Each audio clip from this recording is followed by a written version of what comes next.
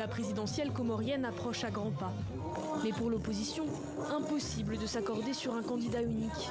Ils seront donc 5 à faire face à Azali Assoumani, le président sortant. L'un des favoris, Mohamed Daoudou, a tenu son dernier meeting ce mercredi. Je me suis présenté candidat pour restaurer l'autorité de l'État, instaurer une justice équitable pour tout le monde, mais également accompagner l'éducation de nos enfants.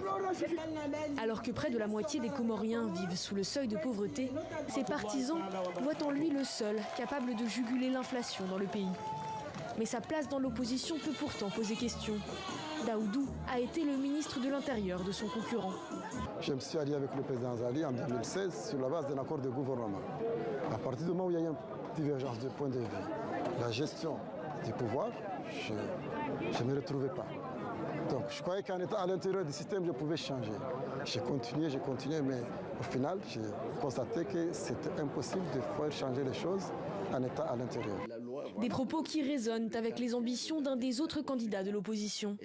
Salim Issa Abdillah représente le parti Djoua, celui de l'ancien président Ahmed Abdallah Sambi, condamné en novembre 2022 à la prison à vie pour des faits de corruption, au terme d'un procès dénoncé comme inéquitable par l'opposition. À l'immédiat, je vais libérer les prisonniers politiques et puis mettre les institutions en marche et lutter contre la corruption. Et puis après, je vais m'atteler au quotidien des Comoriens, tels que la santé, du fait que je suis médecin, je suis chirurgien, traumatologue, orthopédiste. Alors là, je dois insister. Mon programme va tourner surtout autour de la santé. Issa Abdillah promet, entre autres, la gratuité des urgences et la diminution des taxes douanières. Mais sa principale préoccupation pour le moment est la même que tous les autres candidats, la transparence du scrutin. Ils sont nombreux à remettre en cause l'indépendance de la CENI et à demander l'implication de partenaires internationaux pour éviter tout trucage.